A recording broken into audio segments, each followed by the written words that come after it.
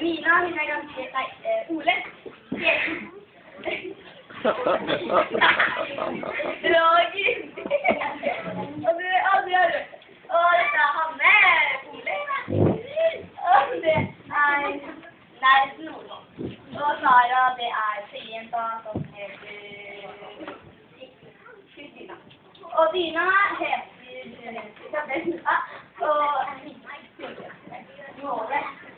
Og han er forelsker. Og det er bare... Action, da. Action!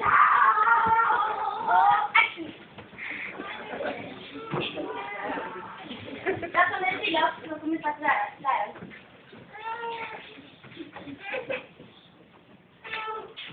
God morgen. God morgen. Antje, god morgen. God morgen. Så stille jeg. God morgen. God morgen. God morgen. Ok, vi har hatt masse lekser til i dag. Kom igjen.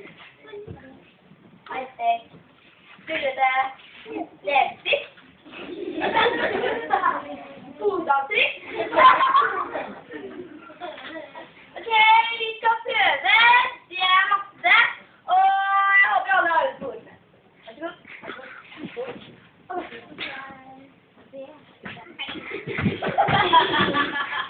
Kjempebra. Alt riktig. Skylde. Jeg har jo sagt ikke det lov til skolen.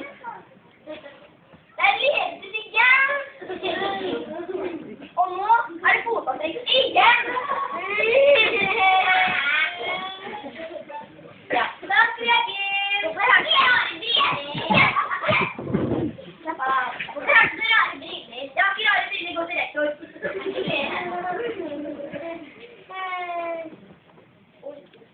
Hallo, hva er det du har gjort for noe? Jeg har ikke peiling. Men ordentlig. Men jeg vet ikke. Hva tror du jeg er? En naut? Jeg er ikke noen naut, jeg er rektor. Ser jo hvert fall utene.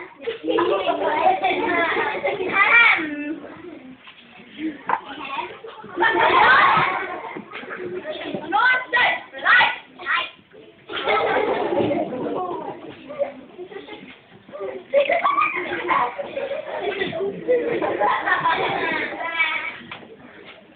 Ok, jeg gir til deg, så vi begynner å slått opp.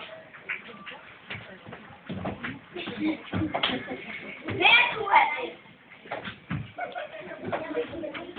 En drikker nei. Er det så vanlig?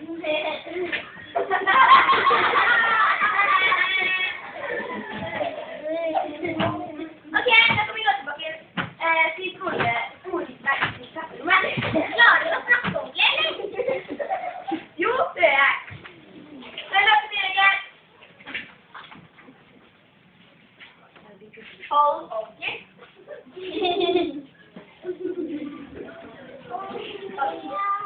Da kan vi gå.